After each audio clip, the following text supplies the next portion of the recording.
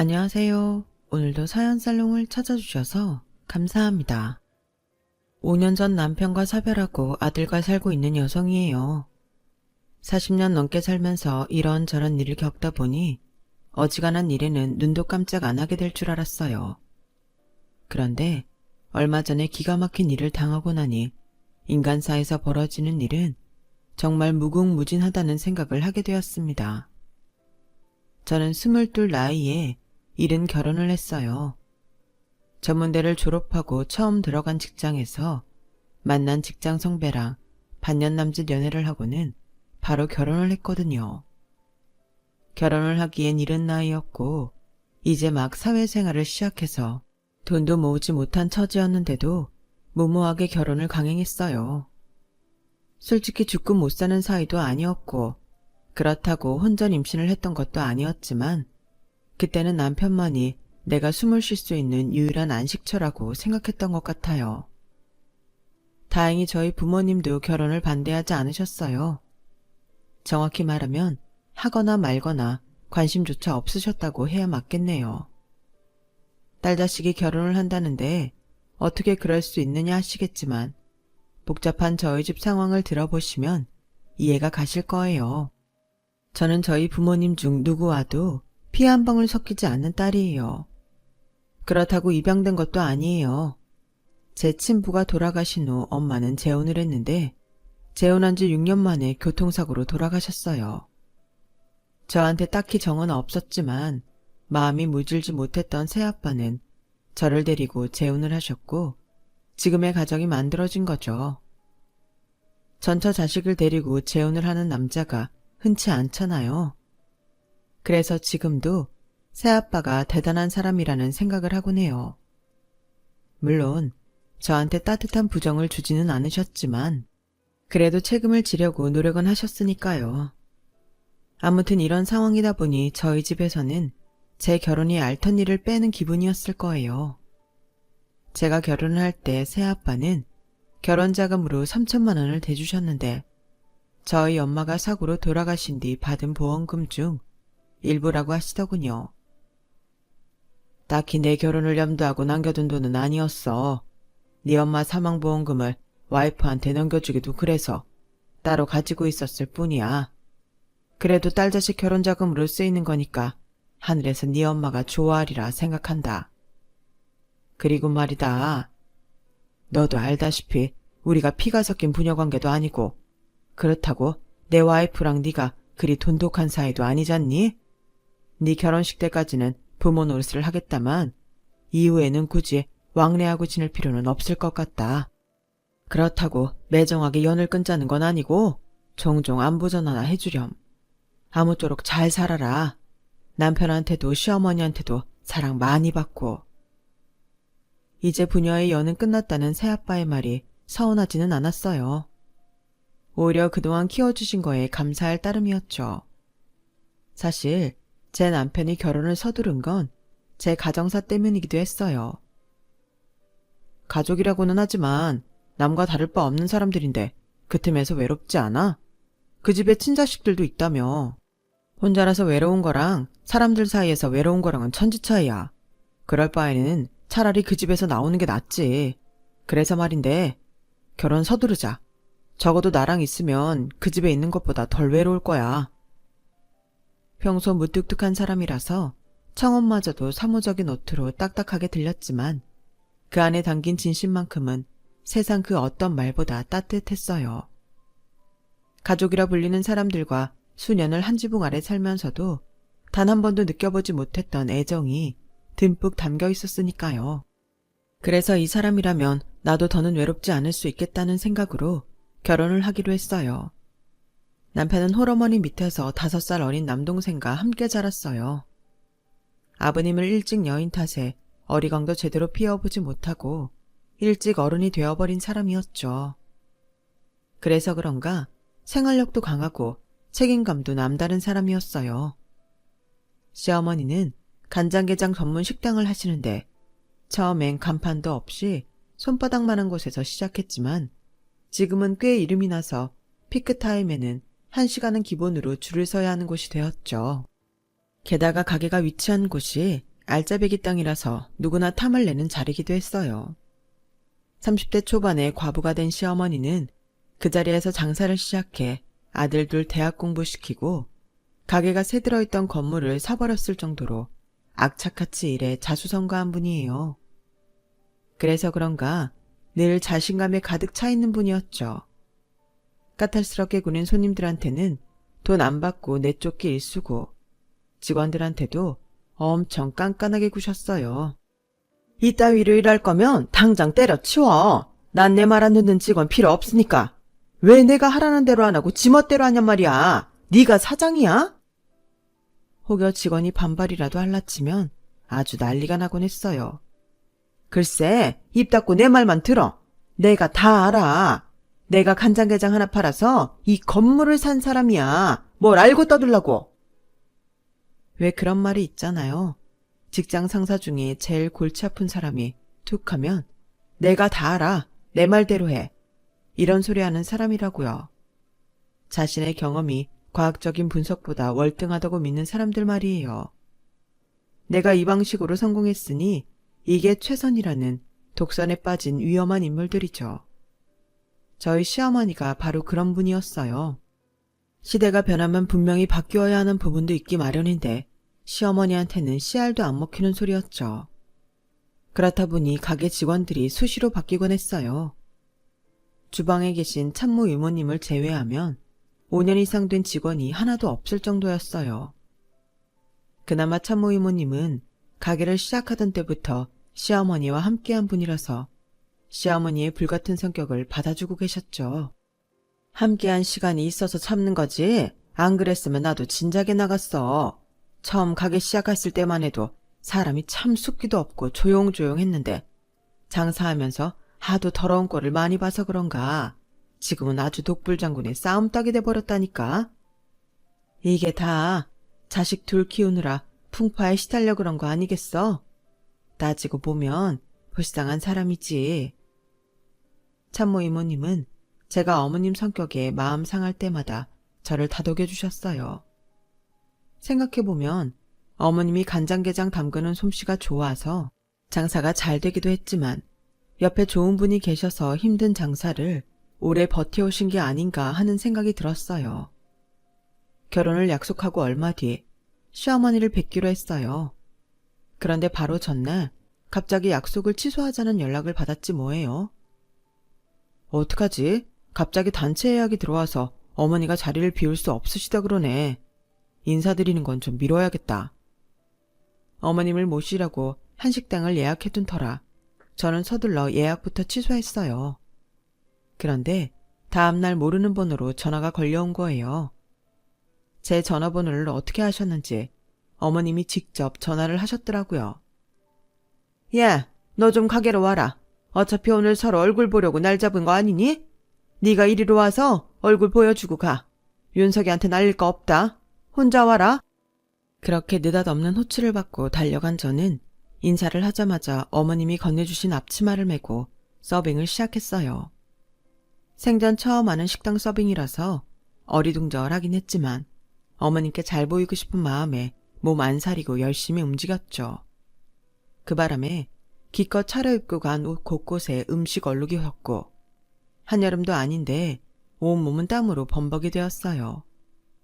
그렇게 3시간가량 정신없이 손님을 치르고 나니 가게는 언제 그랬냐는 듯이 손님들이 싹 빠져나가서 조용해지더군요. 그제야 자리에 앉아 숨을 돌릴 수 있었어요. 그런 제게 어머님은 자판기 커피를 건네주시며 그러시더군요. 네가 그래도 일머리가 없진 않구나. 처음 하는 일치곤 빠릿빠릿하기도 하고 사람이 부지런하고 일마리가 있으면 어디 가서 굶어 죽지는 않는다. 이건 오늘 일당이다. 아니에요. 별로 한 일도 없는걸요. 그냥 넣어두세요. 나 같은 말 여러 번 하는 거 싫어한다. 받아. 오늘 입고 온 옷 반찬 국물 들어서 못 입을 거 아니냐. 옷 사 입어라.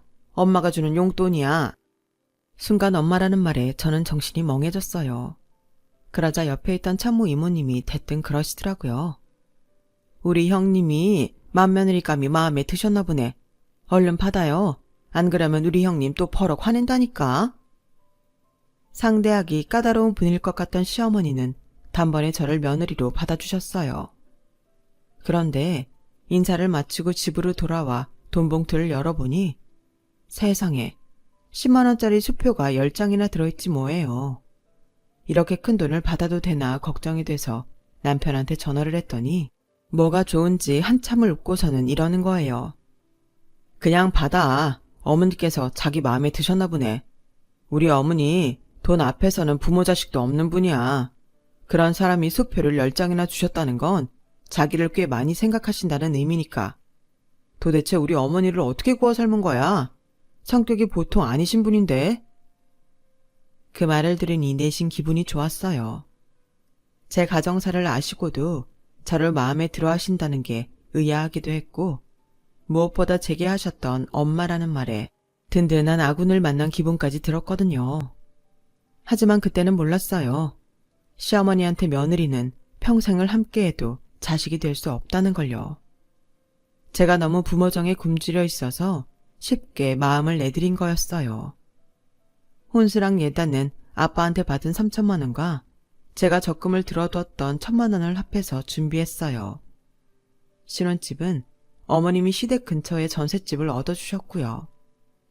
결혼식에 참석했던 새아빠와 새엄마는 신혼여행에서 돌아오는 저희 인사도 받지 않으셨어요. 이제 남남이라는 걸 확인하게 된 순간이었죠. 그렇게 친정 식구들과 연을 끊게 된 제게는 이제 남편만이 유일한 가족이 되었어요.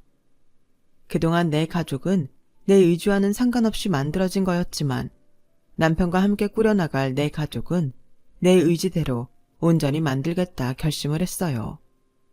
그래서 처음 임신을 했을 땐 이제야 완벽한 내 가족이 만들어지는구나 하는 생각에 그렇게 기쁠 수가 없었어요. 하지만 임신 3개월도 안 돼서 자연 유산을 하게 되었고 그제야 가족을 꾸리는 게 쉬운 일이 아니라는 걸 알게 되었죠. 유산을 하고 상실감으로 한창 힘들어할 때 제게 힘이 되어준 건 시어머니였어요. 네 탓할 거 없어. 처음부터 인연이 아니었던 거지. 아직 젊은데 기회가 없겠니? 자식은 갖는 것도 힘들지만 낳는 거랑 키우는 건 더 힘든 거다. 다음에 임신하거든 다시는 잃지 않도록 조심해라.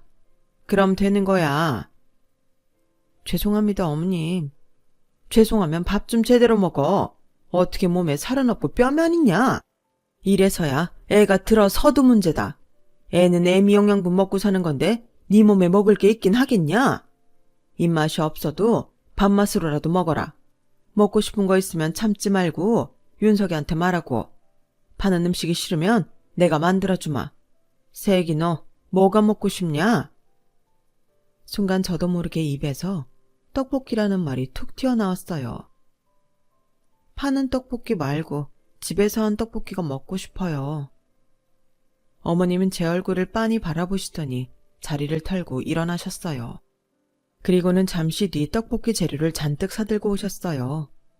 제가 어떤 떡볶이를 좋아할지 몰라서 밀떡이랑 쌀떡, 떡국떡까지 사오셨더라고요. 그리고는 저희 엄마가 해주시던 떡볶이가 어떤 맛이었는지를 물어보시더니 순식간에 뚝딱 만들어주셨어요. 물론 저희 엄마표 떡볶이와는 확실히 달랐지만 흉내를 내시려고 노력한 어머님의 정성 탓인지 그날 먹은 떡볶이는 제 인생에서 먹어본 떡볶이 중 최고였어요. 어머님의 떡볶이로 묘산의 아픔을 위로받은 저는 이듬해 저희 아들을 임신했어요. 한 번의 아픔이 있던 터라 이번에는 임신 초기부터 출산 전날까지 엄청 몸을 사리며 조심을 했죠. 그리고 드디어 무사히 아들을 출산하게 되었어요. 출산 후 복직을 할 생각이었던 저는 3, 7일 이후부터는 몸 만들기를 시작했어요. 그런데 마음만 앞설 뿐 육아에 지친 몸이 잘 따라와 주지 않더라고요. 임신으로 늘어난 체중은 빠질 생각을 안 하고 밤이고 낮이고 줄곧 보채는 아이를 달래느라 잠을 제대로 못 잔 탓에 하루 종일 수면 부족으로 몽롱한 상태였어요. 운동은커녕 딱 3시간만 다리 쭉 뻗고 잤으면 좋겠다 싶더라고요.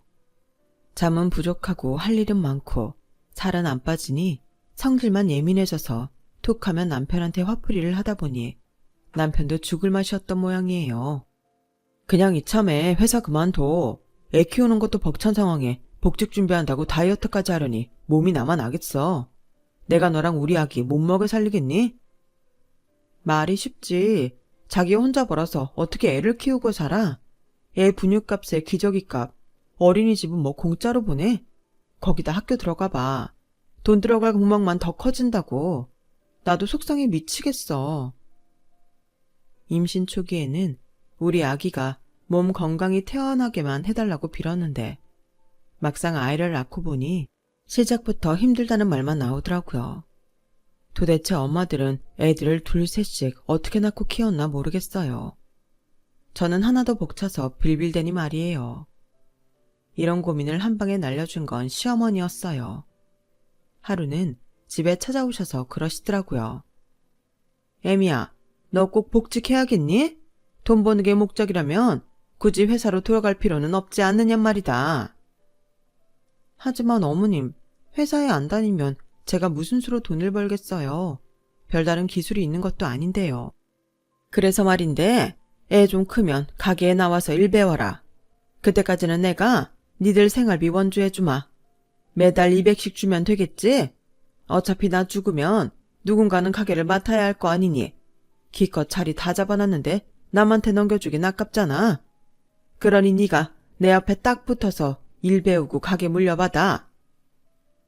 생각지도 못한 어머님 말씀에 정신이 번쩍 들었어요. 따지고 보면 제가 복직을 해도 일하는 동안 아이를 맡길 사람을 써야 하고 시설에 맡기더라도 들어가는 돈이 한두 푼이 아니거든요.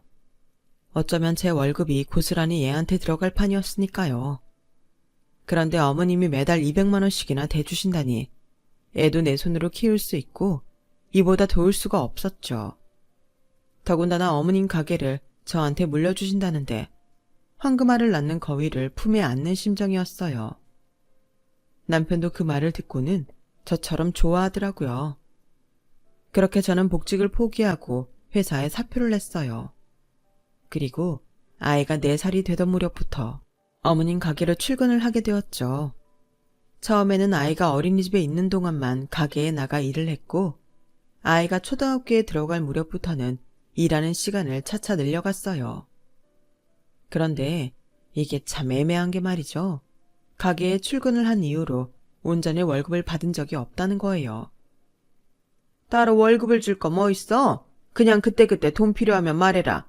어차피 나중에 네가 가질 건데 사장이 액수정해놓고 월급 받아가는 거 봤니? 어머님, 그래도 목돈 들어갈 일은 계획도 세워야 하는데 매달 고정 수입이 없으면 계획 세우기가 힘들어요. 얘도 참, 무슨 계획이 있는데? 나한테 말해. 그럼 돈 줄 테니까. 너 지금 내가 네 월급 떼먹을까 봐 걱정인 게냐? 아니, 내가 돈이 없어서 코딱지만한 네 월급 떼먹자고 이러는 거냐고. 정 내 방식이 싫으면 당장 그만둬. 어머님은 끝내 제 의견은 무시한 채 어머님 방식대로 돈을 주셨어요. 내가 일하고 받는 돈인데도 불구하고 저는 매번 돈이 필요할 때마다 어머님 앞에서 힘들게 돈 얘기를 꺼내야 했어요. 이건 정말 경험해보지 않은 분들은 모를 거예요. 얼마나 구차하고 비굴한지를요. 그래도 가게를 뛰쳐나오지 못했던 건 어머님이 언젠가는 제게 가게를 물려주신다는 약속 때문이었어요. 제가 더 가게에 목을 매기 시작한 건 도련님이 결혼을 하면서부터였어요. 시집온 동서가 은근히 가게를 노리는 게 보였거든요. 그래서 어머니께 지나가는 말로 살짝 귀뜸을 해드렸는데 제 말을 믿지 않으시더라고요. 이제 보니 너 둘째한테 자격지심이 느끼는 모양이구나. 아니, 제가 부족한 게 뭐가 있냐? 친정에 돈이 없냐, 학벌이 없냐? 대학 교수식이나 하는 사람이 미쳤다고 게장 만들어 파는 거에 관심을 갖겠어? 윗사람이면 윗사람답게 굴어야지. 어디서 알량한 자존심 앞세워 아랫사람을 모함하려 들어. 그동안 오냐오냐 해줬더니 어디서 못된 것만 배웠구나. 네, 어머님 말씀대로 제가 자격지심을 느껴서 그런 걸 수도 있어요. 하지만 동서는 어머님이 생각하는 것처럼 금전적으로나 직업적으로나 여유로운 사람은 아니었어요. 동선의 친정이 잘 살았던 건 사실이지만 오빠 둘에 언니까지 있던 동서에게는 실질적으로 손에 쥐어지는 건 없었거든요. 거기다 당시 동서는 대학 교수가 아닌 시간 강사였고, 그나마도 그때는 강사법이 시행되기 전이라서 방학 때는 월급도 나오지 않는 형편이었어요. 시동생이 결혼하고 몇 달 지났던가 저희 집에 찾아와 남편과 제게 하소연하는 걸 듣고 저도 동서 사정을 알 수 있었어요. 형수, 원래 여자들은 그렇게 사치가 심해요? 수백만 원 하는 명품백을 다들 아무렇지도 않게 사들고 다니냐고요. 발등 살짝 가려지는 샌들이 90만 원이 넘는 게 말이 됩니까? 근데 그런 걸 겁도 없이 턱턱 사들여요. 와이프 앞으로 나온 이번 달 카드값만 470만 원이에요. 내가 아주 미쳐버리겠다니까요. 그래도 동서가 돈은 잘 벌잖아요. 대학 교수면 못해도 한 달에 4,500원 벌 텐데. 모르는 소리 마세요. 학생들이 교수님, 교수님하고 부르니까 그렇지 실상은 시간 강사예요. 같은 강사인데도 동네 보스퍼근 강사들보다도 월급도 적다고요. 게다가 방학 때는 수입이 빵원이에요. 그런데도 정신을 못 차리고 돈을 써대니 내가 미친다니까요. 남들은 돈 많은 처가 독 좀 보고 살겠다고 부러워하는데 내 속을 주머니 뒤집도 보여줄 수도 없고 아우 정말. 시동생 얘기를 들어보니 동서가 왜 어머님 가게를 탐내는지 알겠더라고요. 씀씀이는 크고 버는 돈은 적고 그나마 믿을 구석인 친정에선 욕심 많은 오빠들이랑 언니까지 돈주머니를 틀어막고 있으니 돈 나올 구멍이 없는 거죠. 언젠가 명절 때 동서랑 둘이 얘기를 나눈 적이 있었는데 가게 매출부터 건물 시세까지 꼬치꼬치 캐묻더라고요. 우리 어머님 완전 알부자시네. 건물만 팔아도 그게 얼마야? 형님, 혹시라도 가게에 형님 혼자 꿀꺽할 생각하는 건 아니죠? 요즘은 장남이라도 유산 다 차지할 수 없다는 거 아셔야 돼요. 우리 그이한테도 분명히 지분이 있다는 거 꼭 기억해 주세요. 건물이야 그렇다 치지만 동서는 대학 강의 나가기도 벅찰 텐데 식당까지 물려받으라고? 에이, 그건 좀 오바다. 식당 일이 쉬운 건 줄 알아? 간장게장이 만들기 쉬워 보이지? 그거 은근 손 많이 가는 거야. 그 노하우 배우는 데만 몇 년이 걸린다고. 어머 형님, 전문대 나온 형님도 하는데 박사학위까지 딴 내가 그깟 거 못할까 봐요? 걱정도 팔자시네. 어머님이 저한테 식당만 물려주신다면 그깟 대학 강의 당장 집어치울 거예요. 벌어들이는 액수의 자릿수부터가 다른데 내가 바보예요? 설마 형님이 혼자 받아 챙기려고 하셨던 건 아니죠? 굴러온 돌이 박힌 돌 빼낸다고 호시탐탐 식당을 노리는 동서 때문에 저는 조금씩 초조해졌어요. 그래서 더 어머님한테 월급을 달라고 조르지 못했어요. 괜히 미운 털 박혔다간 그나마 몇 년 고생해서 일 배운 것도 수포로 돌아갈 테니까요. 이런 제 마음도 모르고 남편은 어찌나 천하태평인지 제 속만 문드러졌죠 뭐. 과연 어머니가 며느리들한테 식당을 물려주실까? 내가 보기엔 당신이나 재수씨나 헛물 켜는 것 같은데 말이야. 그게 무슨 소리야. 지금까지 내가 어머님 밑에서 얼마나 고생하며 일을 배웠는데 월급이나 제대로 주셨어? 툭하면 나중에 다 네 거 되는데 그깟 몇 푼 안 되는 월급 타령한다고 면박이나 주셨지. 그래놓고 동서한테 홀랑 넘겨주시면 나 정말 가만 안 있을 거야. 당신도 그땐 확실히 해야 돼. 그때까지만 해도 남편이 제 방패가 되어줄 거라는 생각이 있어서 크게 걱정은 하지 않았어요. 하지만 세상 일은 정말 모르는 거더라고요.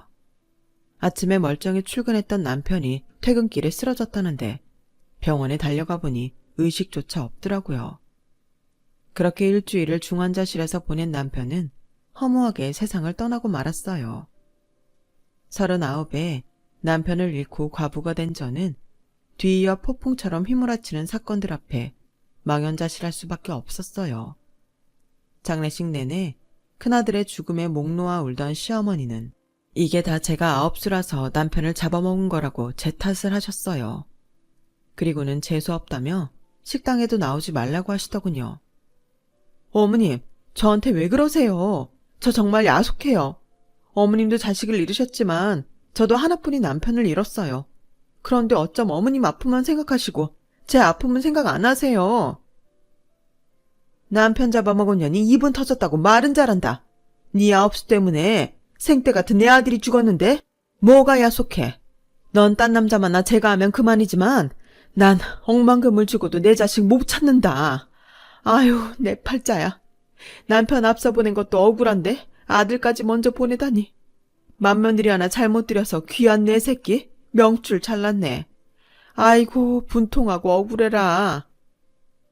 따지고 보면 어머님 당신도 아홉수이긴 마찬가지면서 제 탓만 하시니 정말 기가 막혔어요.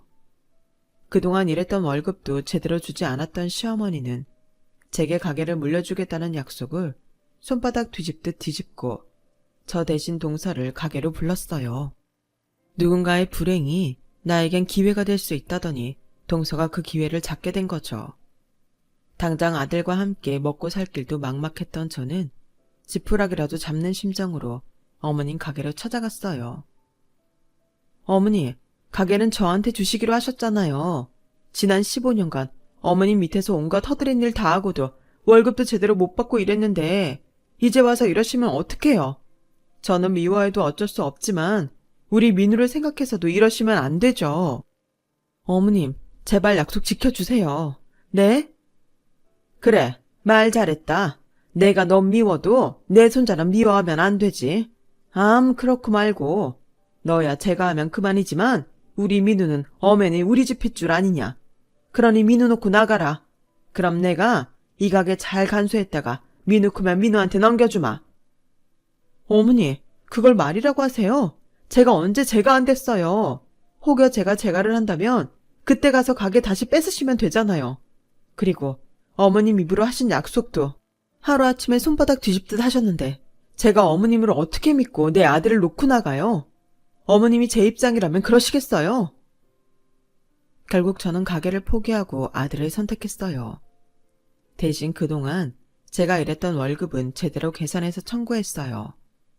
그런데 참 끝까지 해도 너무하더라고요. 저희 결혼할 때 전셋집 보증금 해주셨던 걸 기어이 빼고 주시더라고요. 진짜 더럽고 치사해서 다시는 이 집구석에 발도 들이지 않겠다 결심하고 돌아섰어요. 밀린 월급을 받았지만 아파트 대출금이며 다달이 들어가는 생활비 때문에 당장 일자리를 구해야 했어요. 그동안 어머님 식당에서 일 배운 걸로 식당에 취직이라도 해야 하나 고민하고 있었는데 보험사에서 연락이 왔어요. 남편의 경우 업무 과중으로 인한 과로사가 인정돼서 산업재해 판정을 받게 됐다고요. 그 순간 제가 무슨 생각을 했는지 아세요? 남편이 불쌍한 우리 모자를 도왔구나. 그 생각부터 들더라고요. 마치 남편이 어떻게든 살아내라고 비빌 언덕이 되어준 것 같았어요. 그래서 용기를 내 식당을 차렸어요. 남편 앞으로 나온 보상금과 아파트를 팔고 전셋집으로 옮기면서 남은 차액으로요. 할 줄 아는 거라곤 어머님한테 배운 간장게장뿐이라서 간장게장 전문점을 차렸는데 규모도 작고 아직 입소문도 안 난 터라서 처음엔 꽤 고생을 했어요. 어머님 가게에서 일하면서 알아둔 손님들한테 일일이 전화를 하고 카톡으로 홍보 문자를 보냈지만 가게까지 찾아주는 손님은 몇 명 안 되더라고요.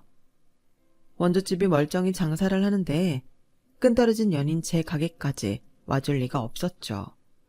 하지만 하늘이 무너져도 솟아날 구멍이 있다고 모 배우 한 분이 저희 집에서 점심 식사를 하시곤 SNS에 해시태그와 함께 가게 사진을 올려준 덕에 손님들이 하나둘 찾아오기 시작했고 때마침 아들 녀석이 SNS에 계정을 만들어 가게 홍보를 해줘서 젊은 나이대 손님도 많이 늘게 되었어요. 물 들어올 때 노저라는 말대로 손님이 늘기 시작하자 배달 어플을 통해 포장 배달도 시작하고 서울 지역에 한 해 택배 배송도 시작했어요. 그렇게 5년이 지난 어느 날 어머님 가게에서 일하던 참모 이모님이 가게로 찾아오셨더라고요. 저를 내쫓고 이듬해던가 풍을 맞은 시어머니는 일선에서 물러나고 동서가 가게를 맡아 하기 시작했는데 게장 맛이 전과 같지 않아서 손님들이 다 떨어졌다고 했어요. 저희 집으로 예전 단골 손님이 유입되기 시작한 것도 그 즈음이었으니 어찌됐던 간에 제가 동서의 불행을 틈타 행운을 얻은 셈이니 했네요. 아, 둘째 며느리 아주 못쓰겠어. 형님이 쓰러지자마자 바로 건물 명의부터 바꾸려 들더라고. 근데 자기 시어머니가 보통 사람이야? 어디다 숨겼는지 인감이랑 건물 문서를 감쪽같이 숨기고는 죽어도 안 가르쳐주지 뭐야. 그 바람에 둘째 아들이랑 둘째 며느리가 가게며 집이며 건물 곳곳을 이잡듯 뒤졌는데 결국 안 나왔잖아. 그러느라 가게 일에 신경도 안 써서 결국 지난달에 가게 문 닫았어. 그 바람에 나도 이제 백수 됐잖아. 그쪽 집하고는 통 연락을 안 해서 그간 사정은 모르고 살았어요. 어쨌든 안 됐네요. 어머님도 그렇고 가게도 그렇고. 어머님이 어떻게 일군 가게인데 그렇게 허망하게 말아먹다니. 어떤 면에선 동서가 참 대단해요.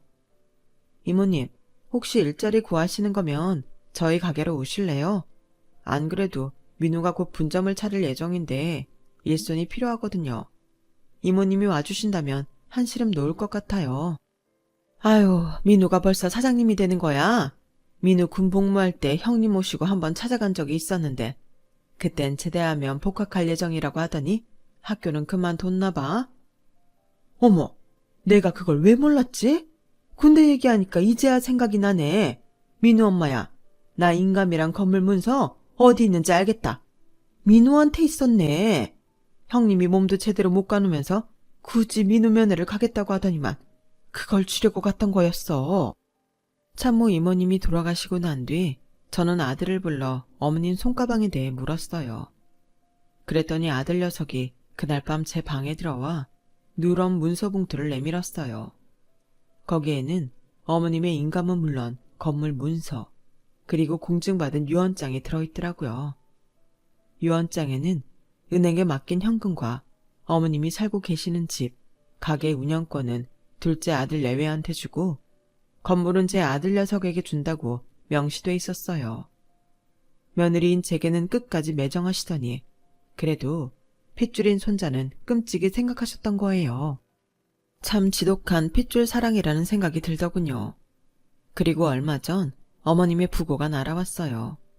장례식이 끝나기가 무섭게 건물주 행세를 하려던 시동생과 동서는 건물이 제 아들 앞으로 남겨졌다는 사실을 알고는 불이 나게 달려왔더라고요. 이미 은행 예금 잔고도 다 털어먹고 어머님 집까지 저장 잡힌 상황이라 그들이 기댈 곳은 건물 하나뿐이었는데 그나마도 사라지게 되니 눈이 뒤집힌 거였죠. 아니, 진작에 집에서 쫓겨난 사람들이 이제 와서 어머님 재산을 탐내는 건 무슨 심보예요? 싫다고 뛰쳐나갔으면 죽이 되든 밥이 되든 당신들끼리 알아서 살 일이지. 병든 노인네를 꼬셔서 건물을 빼돌려? 형님도 그렇지. 개장집 잘 된다면서요. 그럼 개장이나 팔아먹고 살 일이지. 자식 앞세워 이런 짓까지 합니까? 암튼 나 이거 가만히 못 넘어가요. 당장 소송할 거야. 유류분 청구 소송이라도 해서 받아낼 테니까 알아서 해요. 동서, 박사학위까지 받은 사람이 참 무식하구나. 이미 건물보다 더 많은 돈이랑 가게 부동산을 받았으면서 무슨 유류분을 찾아먹겠다는 거야. 그래, 어디 소송해봐. 없는 살림에 소송 비용까지 털리겠다는데 누가 말리겠어? 어디 해봐. 할 수 있으면 하라고.